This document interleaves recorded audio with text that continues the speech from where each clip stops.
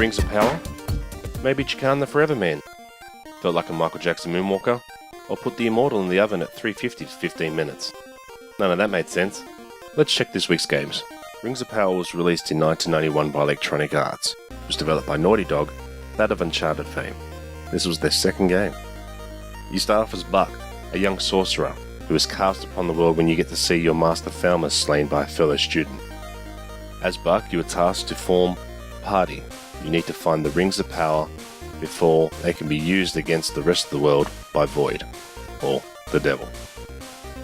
As Buck, you must seek out and team up with the Knight Slash from the City of Division, the Necromancer Mortimer from the City of Blood, the Archer Theva from the City of Speed, the Conjurer Alexi from the City of Perfection, and the Enchanter Blicky from the City of Chaos. Apparently this is where I insert the fun fact, so here we go. Randomly throughout the game you can be killed by Void. It's totally random. You can do it from walking into a room, into a building, into a fight out on the outside. Once that happens, the game ends. Completely. Tough luck. Chakan the Forever Man was released in 1992, again on the Mega Drive. It was published by Sega, developed by Extended Play Productions. You start off as Chakan, a warrior, basically a martial artist. You have swords, you get more swords, you get bigger blades, and you go out and you have to kill everyone. You also do a bit of alchemy, so you do have some potions at your disposal. He basically challenged death in a battle because he thought it was that good, and the cocky little prick won. He gets to have eternal life. In order to finish the game, Chakan needs to live forever until he can destroy the 4 bosses. He has to go through each plane, which is essentially earth, air, fire and water. Your job is to kill everything without being touched. The game is quite hard and was known for being quite hard, and is the son of a bitch to complete. I never did. Fun fact. There is no fun fact about this game. This game was brutal, it was punishing, and for some reason I still love it. The Immortal was released by Electronic Arts and developed by Sandcastle back in 1990. You start off as a wizard, trying to find another wizard, Mortimer.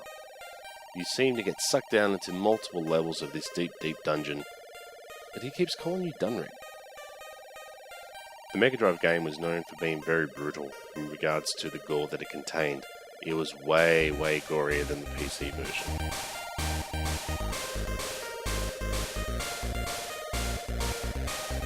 The game is criticised for being too much of an arcade game. I don't know where these clowns play their arcade games, but I've never played an arcade game that looks like this.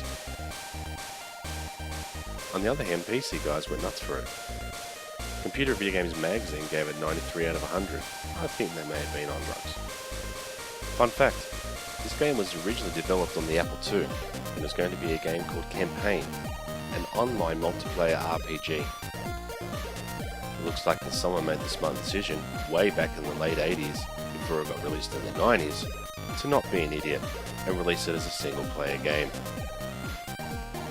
Michael Jackson Moonwalker is based on the movie Michael Jackson's Moonwalker. Pretty imaginative. It was released in 1990 and was developed internally by Sega by the AM7 team. This version you're seeing here is the Mega Drive version. It's one of 3 different games that were released both for the arcade and for the PC/Amiga/ whatever the hell was out at the time. You play as Michael Jackson. If you're expecting anything else, sorry to disappoint. Your goal is to rescue the girls across the level. Once you defeat the people shooting off stars of magic, you then get to take on a battle. In this battle, you find your way to the exact spot where the battle is going to take place by having bubbles jump on your shoulder. Kinda weird. You then turn around and proceed to fight everyone. Or, if you hold down the magic button, you get to spin around till half your energy expels and you get to do a dance move. This dance battle, once you're finished, some of the weaker bosses will just all die.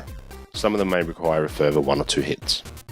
Just like the movie, you can also turn into Mecha Michael Jackson, or I think that's what he was called.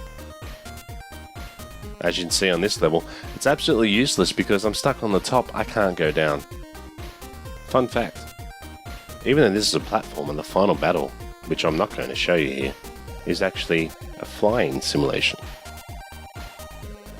I hope you enjoyed this week's Goin Retro and the theme of games that I played when I grew up. Feel free to check the description below, follow us on Facebook, Twitter, subscribe to the channel, that way you know when more videos come out.